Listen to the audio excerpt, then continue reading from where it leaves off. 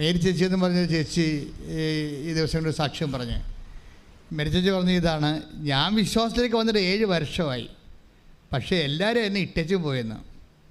വിശ്വാസത്തിലേക്ക് അവർ പുതുതായിട്ട് വന്നതാണ്. അതുകൊണ്ട് എൻ്റെ ആങ്ങളെ ഇട്ടേച്ചും പോയി, എൻ്റെ അപ്പ, എൻ്റെ ആങ്ങളുടെ ഭാര്യ പോലും ഞാൻ വീട്ടിൽ ചെന്നിട്ട് സംസാരിച്ചില്ല. ആങ്ങളുടെ ഭാര്യ പോലും ഞാൻ വീട്ടിൽ ചെന്നിട്ട് എൻ്റെ വീട്ടിൽ അവരെന്നെ കയറ്റണില്ല.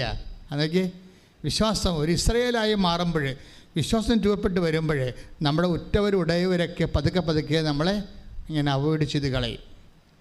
എന്നിട്ട് എന്തിനാണ് ഈ മേരി ചേച്ചി എന്തിനാണ് ഇവരുടെ വീട്ടിൽ അവർ കയറ്റത്തില്ലായിരുന്നു? അവർ കയറ്റാതിരുന്നിട്ടും ഇവരെന്തിനാ ചെന്നതെന്നറിയാവോ? ഇവരുടെ അമ്മ കിടപ്പായി പോയായിരുന്നു. അമ്മയെ കാണിക്കത്തില്ലായിരുന്നു ഇവരെ, വൈരാഗ്യം കൊണ്ടേ സ്വന്തം അമ്മയെപ്പോലെ ഇവരെ കാണിക്കത്തില്ലായിരുന്നു. എങ്കിലും ഇവർക്ക് തോന്നി അമ്മയെ ഒന്ന് പോയി കാണാം. അമ്മ കിടപ്പായി പോയി, അനങ്ങാൻ പാടില്ല, അമ്മയ്ക്ക് എഴുന്നേക്കാൻ പാടില്ല. ബാത്റൂമിൽ തന്നെ പിടിച്ചു കൊണ്ടുപോയാൽ മാത്രമേ ബാത്റൂമിൽ പോകാൻ പറ്റത്തുള്ളൂ. അപ്പോൾ അമ്മയെ കാണാൻ പോയപ്പോൾ നിങ്ങളെല്ലാവരും മനസ്സിലാക്കേണ്ട ഒരു സത്യമുണ്ട് എൻ്റെ അകത്ത്. അതായത് ഈ ദിവസങ്ങൾ വരുന്ന സാക്ഷ്യത്തിൻ്റെ ഒരു രീതിയുണ്ട്. ആ സാക്ഷ്യത്തിൻ്റെ രീതി എന്ന് പറയുന്നത്, ഇപ്പോൾ തന്നെ കൊല്ലത്ത് നിന്ന് ജിബി ആൻ്റണി ഒരു സാക്ഷ്യം പറഞ്ഞു. അപ്പോൾ അവർ ഉന്നയിച്ചൊരു വിഷയമുണ്ട്. ഇപ്പം ഞാൻ വയനാട്ടിലെ മേരി ചർച്ചിൽ നിന്ന് പെട്ടെന്ന് ജിബി ആൻ്റണിയുടെ പോണതിൻ്റെ കാരണം ആ സാക്ഷി ഇൻ്റർകണക്റ്റഡാണ്. ഈ ജിബി ആൻ്റണി ഉന്നയിച്ചൊരു പ്രശ്നം, അവർ ഉടമ്പടി എടുത്ത് കഴിഞ്ഞപ്പോൾ അവരുടെ ഭർത്താവ് ഓട്ടോറിക്ഷക്കാരായിരുന്നു. അയാൾക്ക് ഓട്ടം ആൾക്കാർ വിളിച്ച് കൂടുതൽ പരിചയമില്ലാത്തവരൊക്കെ ഓട്ടം വിളിച്ചു കൊടുക്കാൻ തുടങ്ങി. പിന്നെ അയാൾ ഗൾഫിലേക്ക് പോകാൻ മാതാവ് ഇടപെട്ടു. പക്ഷേ അവിടെ മകന് ഡെങ്കുപ്പനി വന്ന് കൗണ്ട് കുറഞ്ഞ് ആശുപത്രി കൊണ്ടുപോയപ്പോൾ കൗണ്ട് കുറഞ്ഞ്. അപ്പോൾ ഡോക്ടർ പറഞ്ഞ് സീരിയസ് ആണെന്ന് പറഞ്ഞപ്പോൾ അവിടെ നാട്ടിലൊക്കെ ഡെങ്കുപ്പനിയായി. കൊല്ലത്ത് അതിൽ ഒരാൾ മരിച്ചു, അവരുടെ വീടിൻ്റെ അടുത്തുള്ള ആൾ മരിച്ചു. അപ്പോൾ ഉടമ്പടിയിൽ ഇരിക്കുമ്പോൾ മകന് ഡെങ്കുപ്പനിയായിട്ട് ആശുപത്രി കൊണ്ടുപോയി. ആൾക്കതിന് ആശുപത്രി കൊണ്ടുപോകാൻ കാശൊന്നുമില്ല. പക്ഷേ വേറെ ഒരാൾ മരിക്കുകയും ഇവരുടെ മകന് ആശുപത്രി വെച്ച് ബ്ലഡിൻ്റെ കൗണ്ട് കുറയുകയും ചെയ്തപ്പോൾ ഇവർ ചോദിക്കണ ഒരു ചോദ്യമുണ്ട്, അമ്മേ ഞാൻ ഉടമ്പടിയിലല്ലേ? അതാ എൻ്റെ ഉടമ്പടി നീ സ്വീകരിച്ചിട്ടില്ലേ? ഞാൻ ഉടമ്പടി എടുത്തതാണല്ലോ, ഇത് എന്തായിരിക്കും ഇങ്ങനെ ക്ലേശങ്ങൾ വരണത്? അയ്യോ, ഇത് ഒരു 10,000 മനുഷ്യർ ചോദിക്കുന്ന ചോദ്യമാണ് അല്ലേ? ഉടമ്പടി എടുത്തു കഴിയുമ്പോൾ നമ്മുടെ വീട്ടിൽ നമ്മൾ പ്രതീക്ഷിക്കാത്ത എന്തെങ്കിലും സംഭവിക്കുമ്പോൾ നമ്മൾ ഓർക്കും, അയ്യോ നമ്മൾ ഉടമ്പടി എടുത്തതാണല്ലോ. ആൾക്കാരെല്ലാം ഉടമ്പടി എടുക്കുമ്പോൾ പറഞ്ഞത് എന്താണ്? ഇനി നമുക്ക് അമ്മ ഉണ്ട്, പേടിക്കേണ്ടെന്നല്ലേ പറയണത്. ഇനി നമുക്ക് അമ്മയുണ്ട്, പേടിക്കേണ്ടെന്നല്ലാണ് എല്ലാവരും പറയണത്. അപ്പോൾ ഇവർ പറഞ്ഞ അമ്മ ഞങ്ങളുടെ കൂടെ ഇല്ലേ? പിന്നെ എന്താ ഞങ്ങൾക്ക് ഇങ്ങനെയൊക്കെ സംഭവിക്കണത്?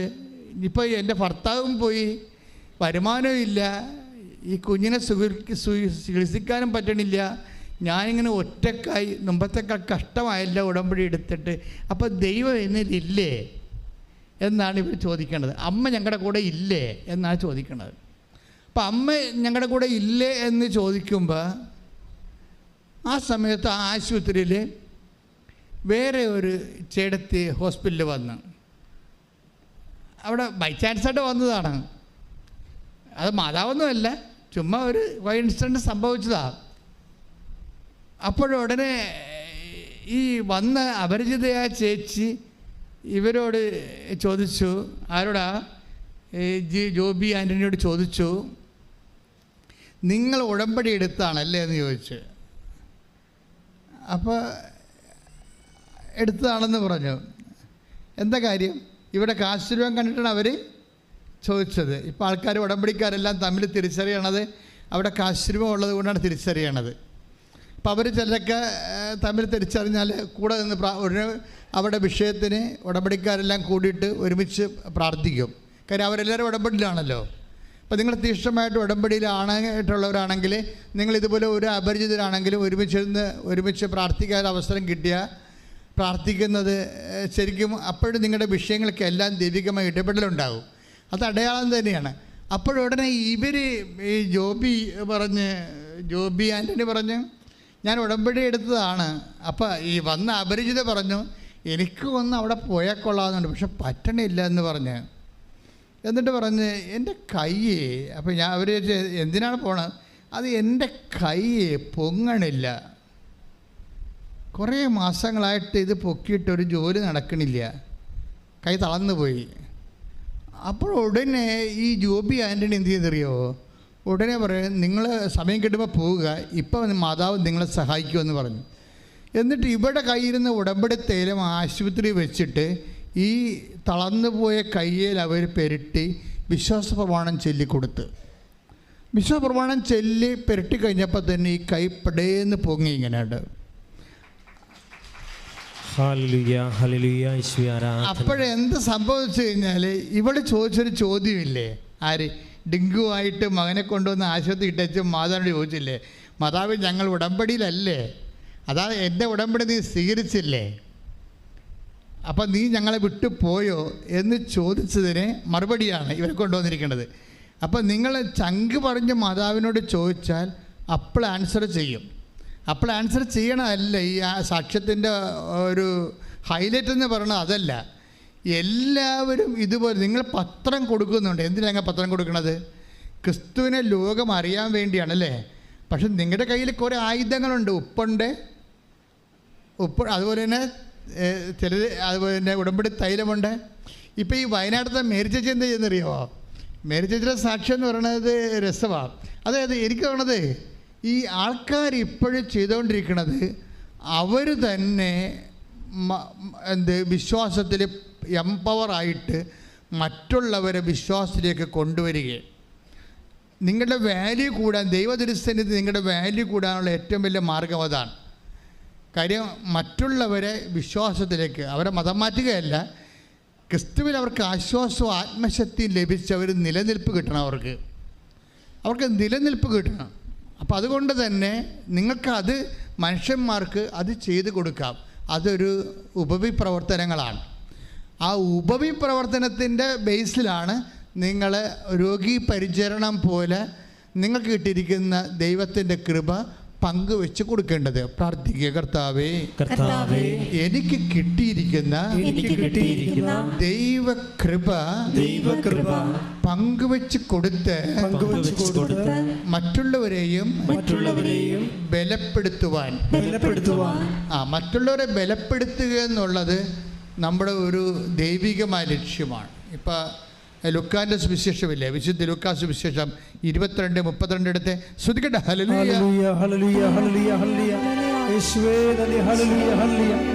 ലൂക്കാ എഴുതിയ സുവിശേഷം 22-ാം അധ്യായം 32-ാമത്തെ വാക്യം. ലൂക്കാ 22:32. എന്നാൽ പറഞ്ഞ എന്നാൽ നിന്റെ വിശ്വാസം ക്ഷയിക്കാതിരിക്കാൻ ഞാൻ നിനക്ക് വേണ്ടി പ്രാർത്ഥിച്ചു. നീ തിരിച്ചു വന്ന് നിന്റെ സഹോദരരെ ശക്തിപ്പെടുത്തണം. സഹോദരങ്ങളെ ശക്തിപ്പെടുത്തുക, അത് ഒരു വിശ്വാസിയുടെ അടിസ്ഥാനപരമായ ലക്ഷ്യമാണ്. അത് ആരുമാകാം. പ്രയാസത്തിലിരിക്കുന്ന എല്ലാവരും നമ്മുടെ സഹോദരങ്ങളാണ്. ക്രിസ്തുവിൽ നമ്മുടെ പ്രയാസത്തിലിരിക്കുന്ന എല്ലാവരും ക്രിസ്തുവിൽ നമ്മുടെ സഹോദരങ്ങളാണ്. അപ്പോൾ എപ്പോഴും ചെയ്യണത് എന്താണ്? നമ്മളുടെ സങ്കടം. ഇപ്പോൾ ജോബി ആന്റണി പറയുന്നത് എന്താണ്? ഞാൻ ഉടമ്പടി എടുത്തിട്ട് എൻ്റെ മകന് ഡെങ്കു വന്നല്ലോ, അവന് ഒരു ഫ്രൂട്ട്സ് വാങ്ങിച്ചു കൊടുക്കാൻ പോലും എൻ്റെ കാശിലല്ലോ, എൻ്റെ ഭർത്താവ് നാട്ടിലില്ലല്ലോ, ഞാൻ ഒറ്റക്കാണല്ലോ, എൻ്റെ ഉടമ്പടി എടുത്തിട്ട് എനിക്ക് സങ്കടമാണല്ലോ എന്നാണ് നമുക്കപ്പോൾ ഇതിങ്ങനെ നിരാശ ഇങ്ങനെ കിടക്കുന്ന ആൾ. എന്നിട്ട് കർത്താവ് എന്താ പറയണത്? ഈ നിരാശയിൽ നീ കിടക്കരുത്, ഉടമ്പടി എടുത്ത ആൾ നിരാശ കിടക്കരുത്. എന്താണ്? നീ തിരിച്ചു വരണമെന്ന്. മനസ്സിലായില്ല? പത്രോസിനോട് കർത്താവ് പറയണം, നീ തിരിച്ചു വരണം. അതാണ് ലൂക്കാ 22:32. നീ തിരിച്ചു വന്നാൽ മാത്രം പോരാ, എന്തു ചെയ്യണം? നിൻ്റെ സഹോദരനെ ബലപ്പെടുത്തണം. ഒന്ന് പ്രാർത്ഥിച്ചേ. കർത്താവേ, ഉടമ്പടിയുടെ വലിയ സ്വർഗീയ ബലം ആത്മശക്തി എന്നിൽ അഭിഷേകമാകാൻ എന്റെ വിശ്വാസം മറ്റുള്ളവരെ ആശ്വസിപ്പിക്കുവാൻ സ്വർഗത്തിന്റെ സുവിശേഷത്തിന്റെ ഉപകരണമാക്കാൻ മറ്റുള്ളവരെ ബലപ്പെടുത്താൻ എന്നെ സുവിശേഷത്തിന്റെ ഉപകരണമാക്കണമേ. ഈ കൊല്ലത്തെ ജോബി ആന്റണി ഇവിടെ കൈ പൊങ്ങിക്കഴിഞ്ഞപ്പോൾ അവർക്ക് മനസ്സിലായി. എന്ത് മനസ്സിലായി? ഉടമ്പടിയിൽ അവർക്ക് ഇടയ്ക്ക് ദുഃഖങ്ങളൊക്കെ ഉണ്ടെങ്കിലും ഉടമ്പടിയിലാണവർ, ദൈവം അവരെ വിട്ട് പോയിട്ടില്ല. അതൊരു അടയാളം കാണിക്കുകയാണ്. അപ്പോൾ നിങ്ങളിതുപോലെ ഇത് ഈ സാക്ഷികൾക്ക് മനസ്സിലാകണം. ഉടമ്പടി എടുത്താലും ചില സമയത്ത് ജീവിതത്തിൻ്റെ ചില സ്വാഭാവികമായ കഷ്ടപ്പാടുകൾ ഉണ്ടാകുമ്പോൾ നിങ്ങളുടനെ മതിമറന്നിട്ട് ഉടമ്പടിയിൽ ഉഴപ്പ് കാണിക്കരുത്. അങ്ങനെയാണ് പല ആൾക്കാർക്കും പണി കിട്ടിയിരിക്കുന്നത്. ദൈവം എപ്പോഴും വിശ്വസ്തനായിരിക്കും. അതായത് ഇപ്പം തിമോത്തി 2 പറയുന്ന പോലെ, ഇപ്പം 2:20 എടുത്ത്, അതായത് നമ്മൾ അവിശ്വസ്തനായിരുന്നാലും ദൈവം വിശ്വസ്തനായിട്ട് തുടരും. ശ്രദ്ധിക്കട്ടെ. ഹല്ലേലൂയ. 2 തിമോത്തി 2-ാം അധ്യായം 13-ാമത്തെ വാക്യം. നാം അവിശ്വസ്തരായിരുന്നാലും പറഞ്ഞേ, നാം അവിശ്വസ്തരായിരുന്നാലും അവൻ വിശ്വസ്തനായിരിക്കും. ഇത് ഉടമ്പടിക്കാരെല്ലാം മനസ്സിലാക്കേണ്ട സംഭവമാണ്. അല്ല ജോബിയാനിയെ പോലെ പെട്ടെന്ന് എന്തെങ്കിലും ഒരു സംഭവം നടക്കുമ്പോൾ തന്നെ ദൈവം എന്നെ കൈവിട്ടെന്നും പറഞ്ഞ് കണ്ണാക്കിടരുത്. ദൈവം സ്റ്റാറ്റസ് കീപ്പ് ചെയ്യും. ഇത് നമ്മളോട് പറയും, നീ തിരിച്ചു വരാൻ പറയും. ദൈവമല്ല തിരിച്ചു വരേണ്ടത്. ലുക്ക 22:32 എഴുതിയിരിക്കുന്നത് എന്താണ്? ദൈവമല്ല തിരിച്ചു വരേണ്ടത്, പിന്നെന്താണ്? നീ തിരിച്ചു വരണം. നീ തിരിച്ചു വന്നിട്ട് എന്ത് ചെയ്യണം? നീ ബലപ്പെടാൻ വേണ്ടി മറ്റുള്ളവരെ ബലപ്പെടുത്തണം. മനസ്സിലായില്ലേ? ഇപ്പം നിങ്ങൾ ഉടമ്പടിയിൽ ഒരു വീണ് പോയെങ്കിലും ദൈവമല്ല തിരിച്ചു വരണം. ദൈവം അവിടെ വിശ്വസ്തനായിട്ടുണ്ട്. നമ്മൾ തിരിച്ചു വരണം. തിരിച്ചു വന്നിട്ട് എന്ത് ചെയ്യണം?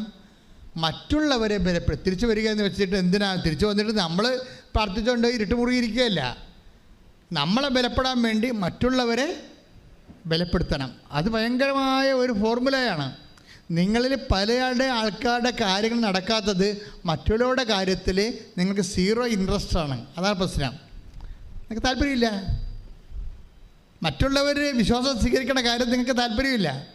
നിങ്ങളെപ്പോഴും നോക്കണം, നിങ്ങൾക്ക് IELTS പാസ്സായാൽ, നിങ്ങളുടെ റിസൾട്ട് കൂടിയാൽ, നിങ്ങൾക്ക് വസ്തു വാങ്ങാൻ ആൾ വന്നോ, നിങ്ങൾക്ക് ലോൺ അനുഭവിക്കാൻ വല്ല മാർഗമുണ്ട്, അപ്പോൾ നിങ്ങൾ എന്ന് മാത്രമേ ചിന്തിക്കുന്നുള്ളൂ. മറ്റുള്ളവരെ ബലപ്പെടുത്തുന്നതിലൂടെയാണ്.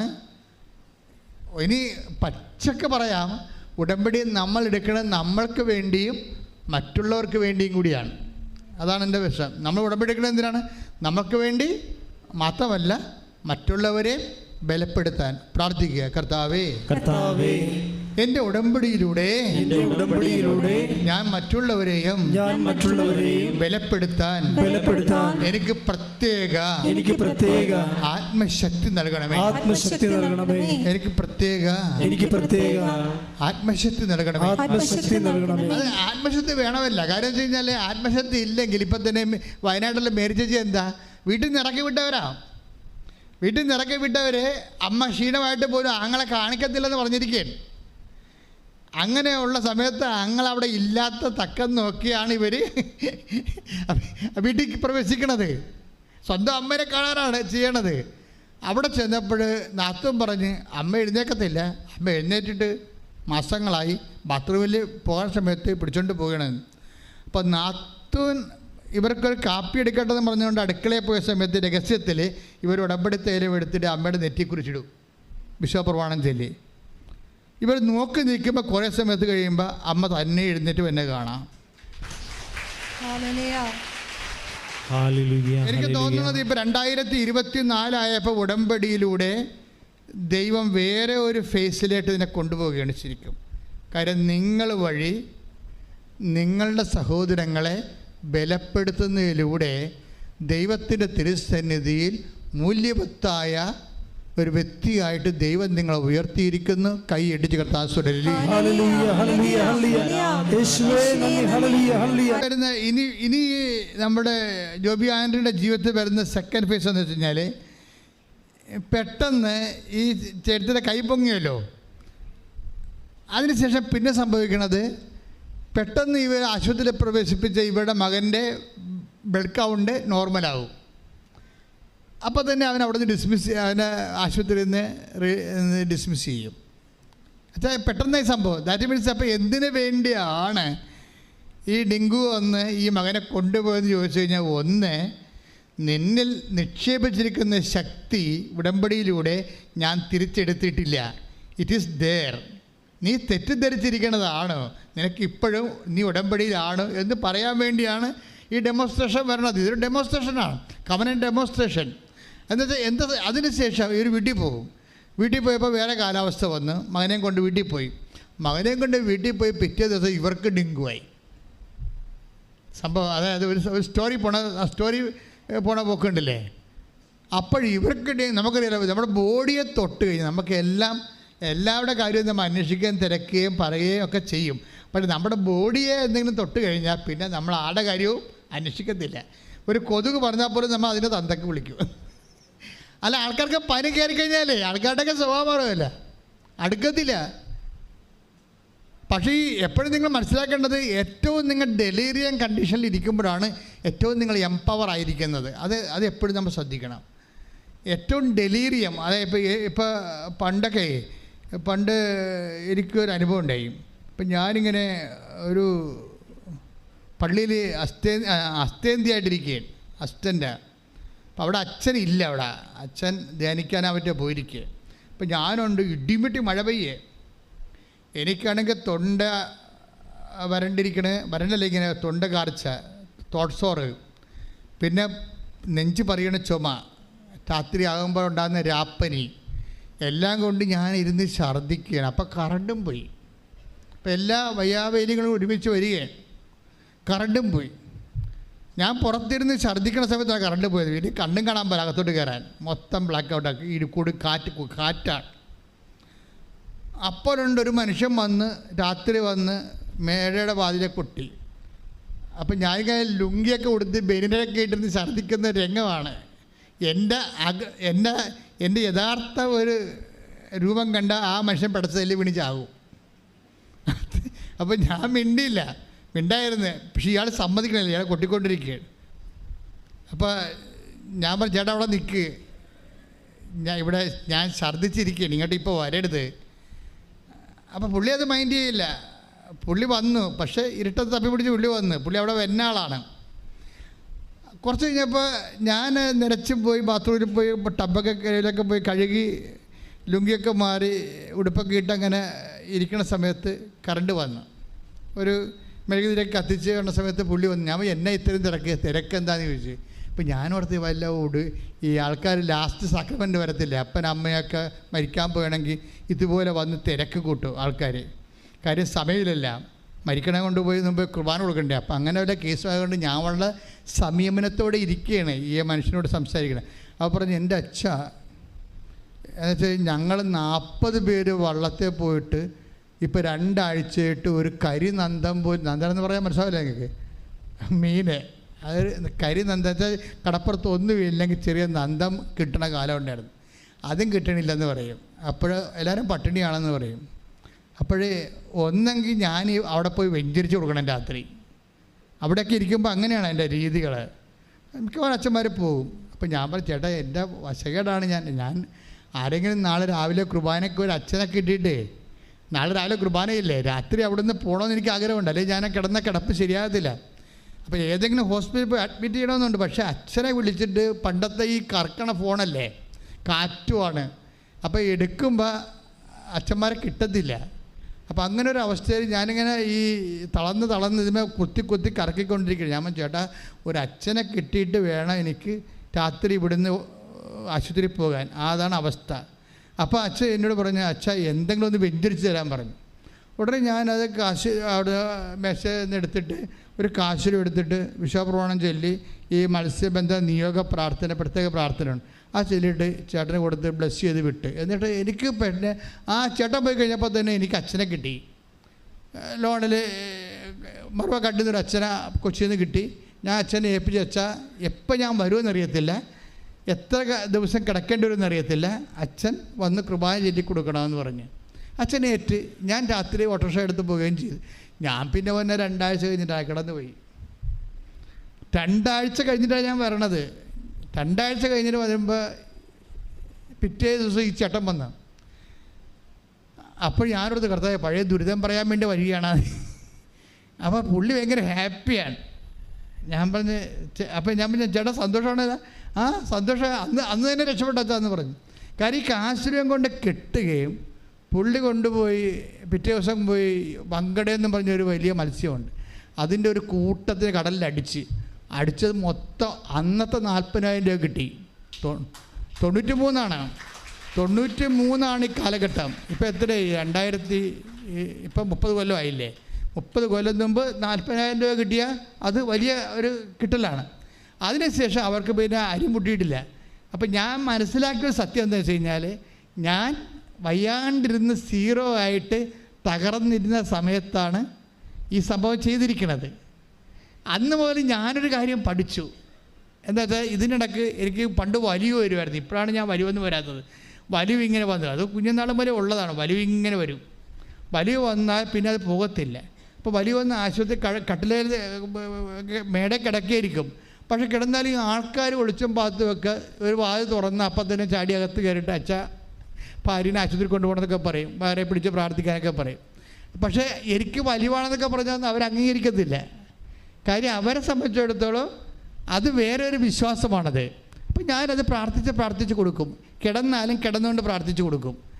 കാര്യം വെച്ച് കഴിഞ്ഞാൽ ഇതെന്താ പ്രശ്നം വെച്ച് കഴിഞ്ഞാൽ, നമ്മൾ എന്തുമാത്രം അവശരാകുന്നുവോ അത്രയും ഒരു ദൈവ വേലക്കാരൻ്റെ പവർ കൂടിക്കൊണ്ടിരിക്കും. വിശ്വാസിയുടെ ഒരു ഗുണം അതാണ്.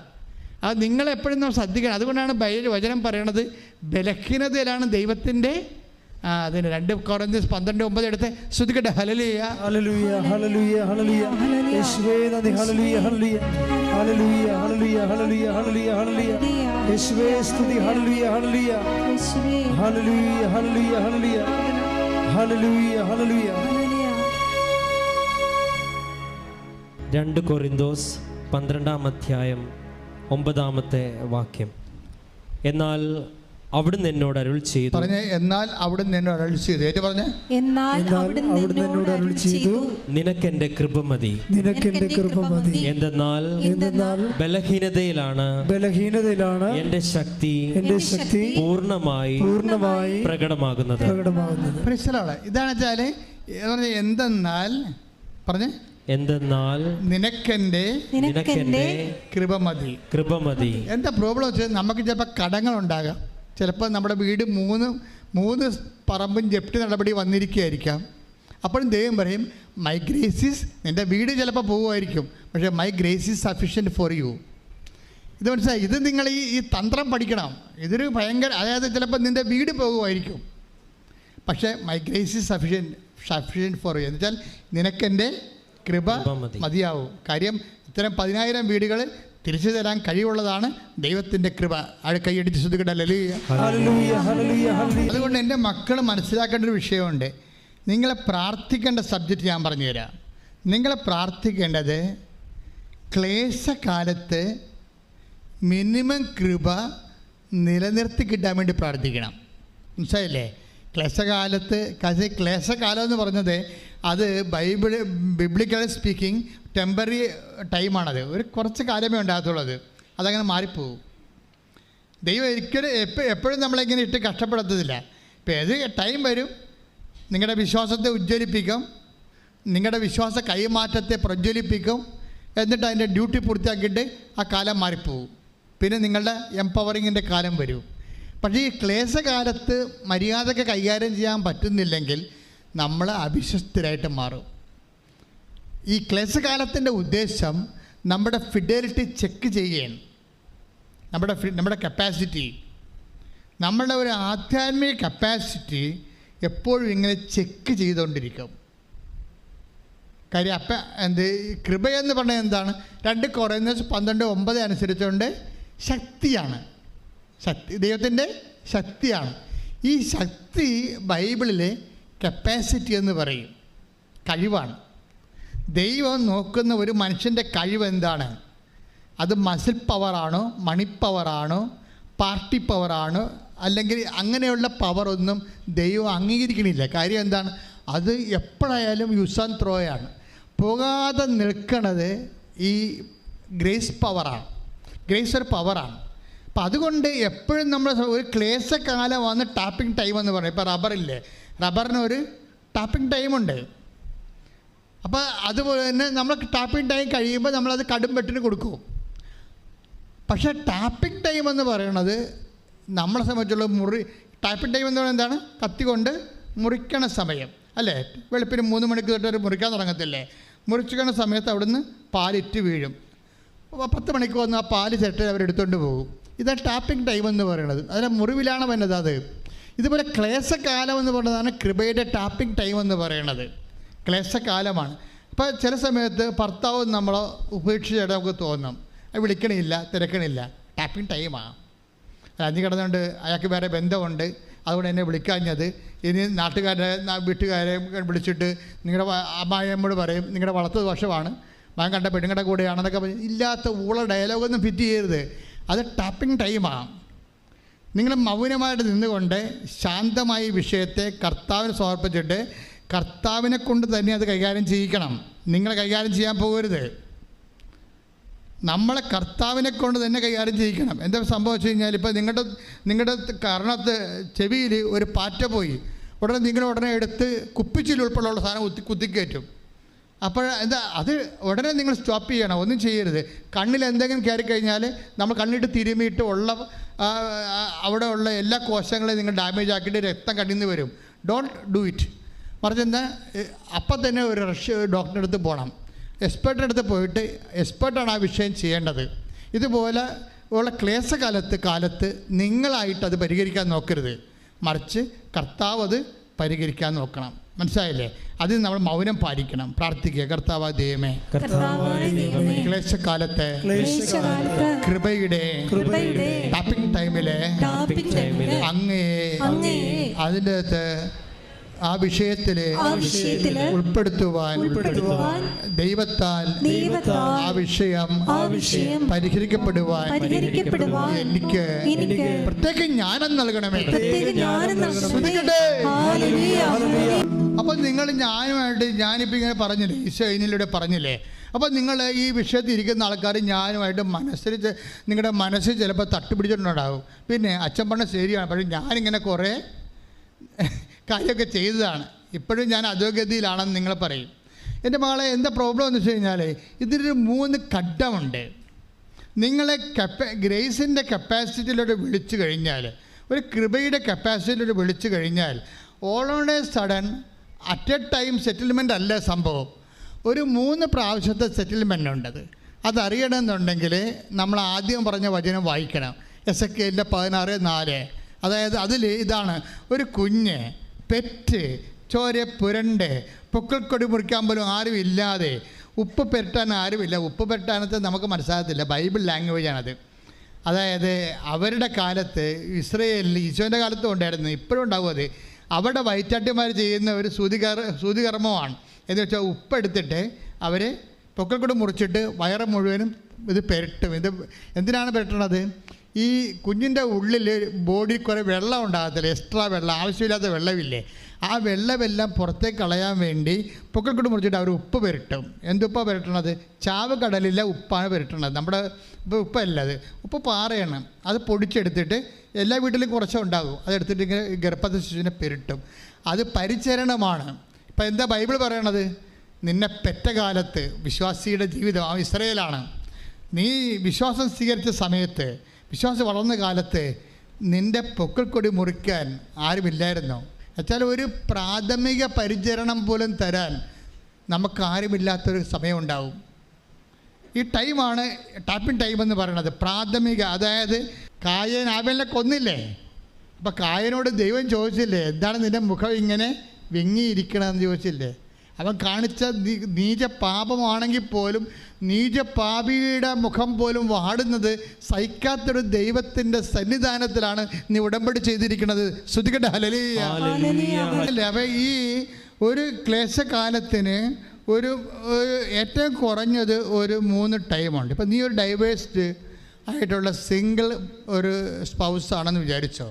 നിൻ്റെ ഭർത്താവ് നിന്നെ വിളിക്കണില്ല, അല്ലെങ്കിൽ നിൻ്റെ ഭാര്യ നിന്നെ ഇട്ടിട്ട് പോയി, നിൻ്റെ കുഞ്ഞുങ്ങളെ അവൾ യൂറോപ്പിൽ പോയി, അവൾ നിൻ്റെ ഫോൺ എടുക്കണില്ല, ഒരു കാലഘട്ടമാണെന്ന് വിചാരിച്ചോ. അപ്പോൾ ഇങ്ങനെ പല കാര്യങ്ങൾ കഴിയുമ്പോൾ ചിലപ്പോൾ ഭാര്യ വീട്ടുകാർ നമ്മളോട് ഉടക്കമുണ്ടാകും. അപ്പോൾ പിന്നെ ചിലപ്പോൾ നിൻ്റെ കടക്കാർ നീയായിട്ട് ഉടക്കമുണ്ടാകും.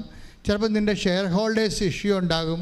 എൻ്റെ മക്കളെ, എൻ്റെ ദൈവവേദലെ, ഇങ്ങനെ ഉള്ള ഓരോ കാലഘട്ടത്തിലും നീ ഇപ്പം തന്നെ ഈ ജോബി ആൻ്റണി എന്താ, അവളുടെ മകൻ സുഖപ്പെട്ട് വീട്ടിൽ വന്നപ്പോൾ നമ്മൾ ഓർത്ത് തീർന്ന്, അവളുടെ കൂടെ കർത്താവ് പ്രവർത്തിച്ചല്ലോ. അപ്പോൾ ഒക്കെ മനസ്സിലായി അവളുടെ മകന് സുഖപ്പെട്ട്, അപ്പോൾ എല്ലാം ക്ലോസായി, ഇനിയിപ്പോൾ സന്തോഷമായെന്ന് വിചാരിച്ചാൽ വീട്ടിൽ വന്നപ്പോൾ ഉടനെ ഇവക്ക് ഡെങ്കു പനിയായി. അപ്പോൾ എന്നാ പറയണത്, മകൻ അപ്പുറത്ത് ആശുപത്രിയിൽ കൊണ്ടുവന്ന് കിടപ്പുണ്ട്, മകളും കിടപ്പുണ്ട്, ഭർത്താവ് നാട്ടിലില്ല, ഭാര്യ ഉള്ള ഇവക്ക് ആരുമില്ല, നോബടി. ഇവക്ക് ഡെങ്കു പനിയായി. അത് മുഴുവനും ഈ അസ്ഥി മുഴുവൻ കഴച്ചു വിടുന്ന അവസ്ഥയായി. അതായത് ഭക്ഷണം പോലും കിട്ടാത്തൊരവസ്ഥയായി. അപ്പോൾ ഇവിടെ അമ്മയോട് ചോദിച്ചു, അമ്മേ പൂർണ്ണമായിട്ട് എന്നെ ഇങ്ങനെ ഒഴിവാക്കിയ, എനിക്കിപ്പോൾ ആരുമില്ലാണ്ടായല്ലോ, ഒരു ഫ്രൂട്ട്സ് വാങ്ങിച്ച് കഴിക്കാൻ പോലും എനിക്ക് പൈസ ഇല്ല, ഞാൻ കിടന്ന് ചത്തുപോകും. പക്ഷേ എന്താ നമ്മൾ ഉടമ്പടി എടുക്കുമ്പോഴുള്ള ഗുണമെന്ന് പറഞ്ഞാലേ, ഇങ്ങനെ കിടപ്പ് ചത്തുപോകുമെന്ന് പറയാൻ നമുക്കൊരാളുണ്ട്. പ്രീഡില്ലേ, നമ്മളെ ഇതുപോലെ പണ്ട് നമുക്ക് സംസാരിക്കാൻ പറ്റത്തില്ലായിരുന്നു, ആരുമില്ലല്ലോ സംസാരിക്കാൻ ഉറപ്പായിട്ട്. ഇന്നിപ്പോൾ ഉടമ്പടി എടുത്തു കഴിഞ്ഞപ്പോൾ അധികാരപൂർവ്വം അവകാശപൂർവ്വം അവർ സംസാരിക്കാൻ അവർക്ക് ആളുണ്ട്. രാത്രി അമ്മേ എൻ്റെ അവസ്ഥ കണ്ടില്ലേ എന്ന് ചോദിച്ച്, ഞാൻ ഇങ്ങനെ കിടന്ന് തീരുകയാണെന്ന് പറഞ്ഞില്ല, രാവിലെ എഴുന്നേറ്റ് ഇവിടെ കൂടായിട്ട് ജോലി ചെയ്യുകയാണ്. ഒരു 2-3 മണിക്കൂർ കഴിഞ്ഞപ്പോഴാണ് ഇവൾ ഓർത്തത്, ഇവിടെ എനിക്ക് ഡെങ്കുപ്പനി ആയിരുന്നില്ല എന്ന്. ആ രാത്രി ആ സംഭവം എടുത്ത് അമ്മ മാറ്റി, ആ രാത്രി തന്നെ. എന്ന് വെച്ച് കഴിഞ്ഞാൽ നമ്മൾ ഒരു പരീക്ഷണത്തിലൂടെ പോകുമ്പോൾ എപ്പോഴും കൈയിരിക്കണം ബാറ്റൺ പോകാതെ. നിങ്ങൾ ശീക്കരം ഓടാൻ നിങ്ങൾക്ക്, പക്ഷെ കൈയിരിക്കണം ബാറ്റൺ പോകാതിരിക്കാൻ നോക്കണം. ഇത് റിലേ കളിയാണ്. വിശ്വാസം ഒരു റിലേ റണ്ണാണ് ശരിക്കും പറഞ്ഞാൽ. അവിടുത്തെ മെയിൻ സംഭവം നിങ്ങളുടെ സ്പീഡ് മാത്രമല്ല, കൈയിരിക്കുന്ന ബാറ്റനാണ്. ബാറ്റർ എന്താണ്? നിങ്ങളുടെ വിശ്വസ്തതയാണ്. ഉടമ്പടിയിലുള്ള ബാറ്റർ എന്ന് പറഞ്ഞാൽ എന്താണ്? വിശ്വസ്തതയാണ്. വിശ്വസ്തത തെറിപ്പിച്ച് കളയുന്ന രീതിയിലുള്ള പല അനുഭവങ്ങളും ദൈവം നമുക്ക് മനഃപൂർവ്വം തരുന്നത് യു ആർ ഇൻ ടെസ്റ്റിംഗ് ടൈമാണ്. ദൈവത്തിന് പണ്ട് മുതലുള്ള പരിപാടിയാണ്. യേശു ക്രിസ്തുവിനെ ആണെങ്കിൽ പോലും ദൈവം ടെസ്റ്റ് ചെയ്തേ എടുക്കത്തുള്ളൂ. മനസ്സിലായ? അല്ലെങ്കിൽ പിന്നെ കർത്താവിൻ്റെ മരുഭൂമിയുടെ പരീക്ഷ ദൈവത്തെ ഒഴിവാക്കാൻ പറ്റത്തില്ലേ? ഒഴിവാക്കത്തില്ല. ദൈവം സത്യമായത് കാരണം ഫേക്കായിട്ടുള്ള ഒരു ഫെയ്ത്ത്ഫുൾ എടുക്കത്തില്ല. അത് നീ ഓർത്തേക്കണം. ദൈവത്തിന് കണ്ണി പൊടിയിട്ടിട്ട് എന്തെങ്കിലും പിണ്ണാക്ക് പുഴുക്കി കൊടുത്ത് നേർച്ച കൊടുത്തിട്ട് ദൈവത്തിൻ്റെ കണ്ണി പൊടിയിട്ടിട്ട് നിൻ്റെ കാര്യം സാധിച്ചിട്ട് നിനക്ക് തോന്നിയ വാസം പടറക്കാലനായിട്ട് ജീവിക്കാമെന്ന് വിചാരിച്ചാൽ ഒറ്റ നടക്ക് പോകത്തില്ല. ഒരു ഫേക്ക് ഫെയ്ത്ത്ഫുള്ളിനെ ദൈവം അംഗീകരിക്കണില്ല. അതുകൊണ്ട് നീ ഫേക്ക് അല്ല എന്നുള്ളത് ദൈവതിരുസന്നിധിയിൽ സ്ഥാപിക്കാനുള്ള അവസരങ്ങൾ ദൈവം തരുന്നത് സഹനത്തിൻ്റെ രീതിയിലായിരിക്കും. പ്രാർത്ഥിക്കുക, കർത്താവ് ദൈവമേ, എൻ്റെ വിശ്വസ്തതയെ നീ ശോധന ചെയ്യുമ്പോൾ അന്തർജ്ഞാനത്താല് അത് മനസ്സിലാക്കി വിശ്വസ്തത കൈമോശം വരാതെ സൂക്ഷിച്ചുകൊണ്ട് ഉടമ്പടിയുടെ കൃപ പ്രാപിക്കാൻ എന്നെ സഹായിക്കണമേ. Hallelujah, hallelujah, hallelujah, hallelujah. യേശുവേ നന്ദി. Hallelujah, hallelujah, hallelujah, hallelujah, hallelujah. മഹത്വം, ആരാധന, ആരാധന. ഉടമ്പടി പ്രാർത്ഥനയിൽ അമ്മ ഉടനടി പരിഹാരമേകും. ഉടമ്പടി പ്രാർത്ഥനയിൽ അമ്മ ഉടനടി പരിഹാരമേകും. അവൻ പറയുന്നതും ചെയ്തിടുകിൽ ജീവിതം ധന്യമായി തീർന്നിടും. ഈ ജോബി ആൻ്റണിയെ അന്തർജ്ഞാനമെന്ന് ഞാൻ പറഞ്ഞില്ല, ആന്തരികമായ ജ്ഞാനം, ദൈവത്തിൻ്റെ അറിവ് കടന്നു വരുന്ന ഒരു മേഖലയാണ്. ഓരോരോ സമയത്തും എന്താണ് ചെയ്യേണ്ടതെന്ന് ദൈവം ഇങ്ങനെ മുഖത്ത് നോക്കി ഉപദേശിച്ചുകൊണ്ടിരിക്കും. അതുകൊണ്ടാണ് ഇവളോട് പറഞ്ഞത്, ഇവളിങ്ങനെ രാത്രി ഡിങ്കു വന്ന് ഡെലീരിയമായി കിടക്കുമ്പോൾ പറയും, അമ്മേ ഇപ്പം എല്ലാവരും കിടപ്പായിപ്പോയി, ഞാനും കിടപ്പായി, എനിക്ക് ഒരു വാപ്പിള പോലും മേടിച്ച് തരാൻ കാശുമില്ല, പോയി വാങ്ങിത്തരാൻ ആളുമില്ല, ഞാനിങ്ങനെ കിടന്ന് തരും, അമ്മ എന്താണ് പറയണത്? അപ്പം അമ്മ പറഞ്ഞ സംഭവം എന്താണെന്ന് പോലും ഇവിടെ അറിയാതെ രാവിലെ എഴുന്നേറ്റ് വരികയാണ്, നല്ല സൗഖ്യപ്പെട്ട് വരികയാണ്. ഇതെന്താ പ്രോബ്ലം എന്ന് വെച്ച് കഴിഞ്ഞാൽ, ഈ വഴികളിൽ ഇപ്പം ഈ ജോബി ആൻ്റണി ചെയ്യണത് എന്താണ്? ജോബി ആൻ്റണി ഈ പ്രത്യേക സാഹചര്യത്തിൽ ഇതൊരു കേസ് സ്റ്റഡിയാണ്, കേസ് ഡയറിയാണ്. ഈ കേസ് ഡയറിയിൽ ഈ ഉടമ്പടി എന്ന് പറയുന്ന ഈ ഉടമ്പടി കാൻഡിഡേറ്റ് എന്താണ് ചെയ്യണത്? അവളിങ്ങനെ തകർന്ന് തരിപ്പണമായി കഴിയുമ്പോഴും അവരിൽ ആസന്ന മരണമായി കിടന്ന സംഭവത്തെ അവർ ഊതിക്കത്തിക്കും. ബൈബിൾ നിർദ്ദേശിക്കുന്ന ഒരു ടെക്നിക്കാണത്. അണയാൻ പോണ വിളക്ക് ആളിക്കത്തുമെന്ന് പറഞ്ഞ പോലെ ആളിക്കത്തിക്കാൻ പറയും. നിന്നിൽ ആസന്ന മരണമായതിനെ ആളിക്കത്തിക്കാൻ പറയും. ഇവളിൽ ആസന്ന മരണമായത് എന്താണ്? വിശ്വാസമാണ്. കാര്യം എന്താണ്? ഇവക്ക് തന്നെ ഡെങ്കുവായി, ഇവക്ക് വന്ന് പുറത്ത് പോയി ഇത്തിരി ഭക്ഷണം മേടിക്കാൻ കാശുമില്ല, അത് മേടിച്ച് കൊടുക്കാൻ ആളുമില്ലാത്ത രീതിയിൽ ഇവൾ സീറോ ആകുമ്പോഴും ഇവളിൽ ആസന്ന മരണമായതിനെ ഇവൾ ആളിക്കത്തിക്കുന്നുണ്ട്. എന്താണത്? അവളുടെ വിശ്വാസമാണത്. മനസ്സിലായില്ലേ? അത് വിശ്വാസം വിട്ട് കളിക്കാൻ അവൾ തയ്യാറല്ല. തീർന്നു എന്ന് പറയുമ്പോഴും ആ ഉടമ്പടിയിൽ ദൈവത്തോട് ചെയ്ത വിശ്വാസം വിട്ട് കളിക്കാൻ അവൾ തയ്യാറല്ല. അതുകൊണ്ടാണ് വെളിപ്പാടിൻ്റെ പുസ്തകം പറയണത്. വെളിപ്പാടിൻ്റെ പുസ്തകം എടുത്ത് 3:2 ശ്രുതികട ഹല്ലേലൂയ. വെളിപാടിൻ്റെ പുസ്തകം 3-ാം അധ്യായം 2-ാമത്തെ വാക്യം. ഉണരുക, നിന്നിൽ ആസന്ന മരണമായി അവശേഷിക്കുന്നതിനെ ഉത്തേജിപ്പിക്കുക. Praise the lord. ഇത് നമ്മുടെ ഒരു ഫോർമുലയാണ്. ഉടമ്പടി ഇരിക്കുന്ന ആൾക്കാർ ശ്രദ്ധിക്കേണ്ടതാണ്. എന്തെങ്കിലും തട്ടുകേട് പറ്റി ഡൗണായി കഴിഞ്ഞാൽ എന്ത് ചെയ്യണം? നമ്മളവിടെ കിടന്നപടി കിടക്കരുത്. എന്ത് ചെയ്യണം? ഉണരുക.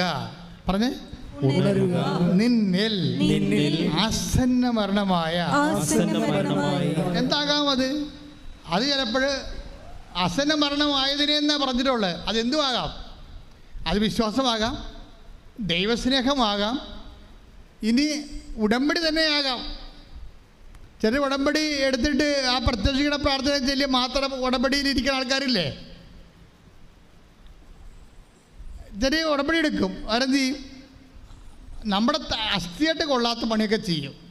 അസ്ഥിയായിട്ട് കൊള്ളാത്ത എന്താണ്? ആ തേനെടുത്ത് കുടിക്കും. ഉടമ്പടി തേനില്ലേ?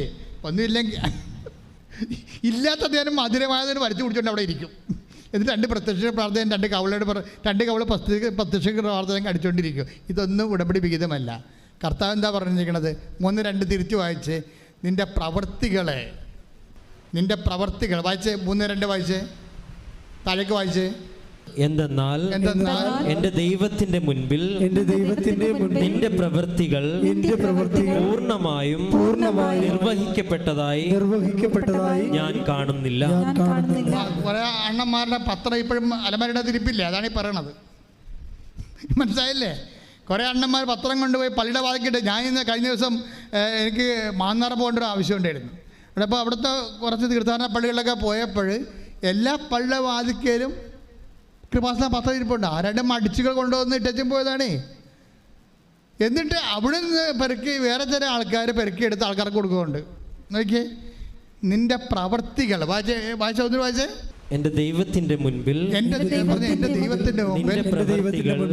നിന്റെ പ്രവർത്തികൾ പൂർണ്ണമായും നിർവഹിക്കപ്പെട്ടതായി ഞാൻ കാണുന്നില്ല. ദൈവം നോക്കണ കാര്യമാണ്, അല്ലാതെ കാണുന്നില്ലെന്ന് പറഞ്ഞ കാര്യം എന്താ? ദൈവം നിങ്ങളുടെ പ്രവൃത്തികളെ നോക്കുന്നുണ്ടെന്ന് അതിൻ്റെ അർത്ഥം. അത് പൂർണ്ണമായി നിർവഹിച്ച് കാണുവേ. വല്ലതൊക്കെ ചിലക്ക് ദൈവത്തിൻ്റെ കണ്ണിൽ പോയിടാൻ വേണ്ടി എന്തെങ്കിലുമൊക്കെ ചെയ്ത് കാണും. പൂർണ്ണമെന്ന ദൈവം പറഞ്ഞിരിക്കണത് എന്താ പറയണത്? ദൈവത്തിൻ്റെ മുമ്പിൽ ദൈവത്തിൻ്റെ മുമ്പിൽ നിന്റെ പ്രവർത്തികൾ പൂർണ്ണമായും നിർവഹിക്കപ്പെട്ടതായി ഞാൻ കാണുന്നില്ല. അവിടെ പുതുക്കാൻ വന്നവർ ഇത് കൃത്യമായിട്ട് കേൾക്കണം. ഇത് ഉടമ്പടി പുതുക്കാൻ വേണ്ടി വന്നിരിക്കുന്ന 90% ആൾക്കാരോടും ദൈവം പറഞ്ഞ ഇതാണ്. എന്താണ്? ദൈവത്തിൻ്റെ മുമ്പിലെ നിൻ്റെ പ്രവർത്തികൾ പൂർണ്ണമായി നിർവഹിക്കപ്പെട്ടതായി ഞാൻ കാണുന്നില്ല. കാണുന്നില്ലെന്ന് പറഞ്ഞതിൻ്റെ അർത്ഥം എന്താണ്? ഞാനത് നോക്കിക്കൊണ്ടിരിക്കുകയാണെന്നതിൻ്റെ അർത്ഥം. നിൻ്റെ പ്രവർത്തികളെ ഞാൻ നോക്കിക്കൊണ്ടിരിക്കുകയാണ്. അത് നിർവഹിക്കപ്പെടുന്നുണ്ട്, അക്കാര്യം വേണ്ടിയൊക്കെ ഓക്കാനിക്കുന്നുണ്ട്. പക്ഷെ അത് പൂർണ്ണമായി സത്യസന്ധമായി അത് ചെയ്യണമല്ലോ, ഉടമ്പടി എടുത്തതല്ലേ എന്ന് വിചാരിച്ചുകൊണ്ട് എന്തെങ്കിലും കാട്ടിക്കൂട്ടി ഒപ്പിച്ചുണ്ടാക്കുന്ന രീതിയിലുള്ള ഒരു ഉഡായിപ്പ് പരിപാടിയാണ് നിൻ്റെ പ്രവൃത്തിയിലുള്ളത്. അതുകൊണ്ടാണ് പറയണത് നിൻ്റെ പ്രവൃത്തികൾ പറഞ്ഞേ ദൈവത്തിന്റെ തിരുസന്നിധിയിൽ പൂർണ്ണമായി നിർവഹിക്കുന്നതായി ഞാൻ കാണുന്നില്ല. കർത്താവേ, പ്രവർത്തികള് അങ്ങയുടെ തിരുസന്നിധിയിൽ പൂർണ്ണമായി നിർവഹിക്കാൻ എനിക്ക് പ്രത്യേക അഭിഷേകം നൽകണം. ശ്രുതികളുടെ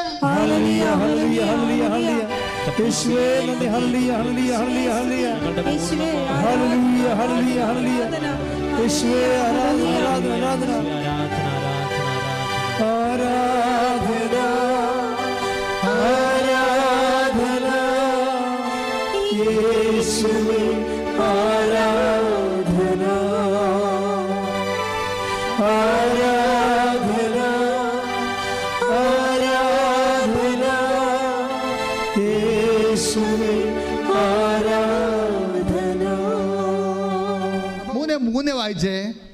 അതുകൊണ്ട് നീ സ്വീകരിച്ചതും കേട്ടതും എന്തെന്നനുസ്മരിച്ച് അത് കാത്തു സൂക്ഷിക്കുകയും അനുദപിക്കുകയും ചെയ്യുക. ഒരു വീഴ്ച വന്നു പോയാൽ, ഇപ്പം നിങ്ങളുടെ ഒരു കാര്യം ഉടമ്പടി വെച്ച കാര്യം നടക്കുന്നില്ല എന്ന് കണ്ടാൽ, അതിന് ഘടകവിരുദ്ധമായതാ നടക്കുന്നതെന്ന് കണ്ടാൽ എന്താ ചെയ്യണത്? വെളിപാട് 3:3 വർക്കൗട്ട് ചെയ്യേണ്ടത്. ഒന്നിന് വായിച്ചേ. അതുകൊണ്ട് നീ സ്വീകരിച്ചതും ഉടമ്പടിയാണ്. നീ സ്വീകരിച്ചത് എന്താ? അത് ഉടമ്പടിയാണ്. നീ സ്വീകരിച്ചതും കേട്ടതും എന്തെന്നനുസ്മരിച്ച് അത് കാത്തു സൂക്ഷിക്കുകയും അനുദപിക്കുകയും ചെയ്യുക. അപ്പൊ അനുദപിക്കേണ്ടി വരും. നീ സ്വീകരിച്ചത് കാത്തു സൂക്ഷിച്ചാൽ പോരാ. പിന്നെന്താണ്? കഴിഞ്ഞ ഉടമ്പടി കാലങ്ങളിൽ നീ അത് അവിശ്വസ്തത കാണിച്ചത് കൊണ്ട് എന്ത് ചെയ്യണം? അനുദപിക്കുകയും ചെയ്യണം. അനുതാപത്തിൻ്റെ കൂടെ ഉള്ളതാണ്. അപ്പം അനുതാപം എന്ന് പറയുമ്പോൾ വെറുതെ ഇങ്ങനെ മൂക്കുകൊണ്ട് മുങ്ങിക്കാണിച്ചിട്ട് കാര്യമില്ല.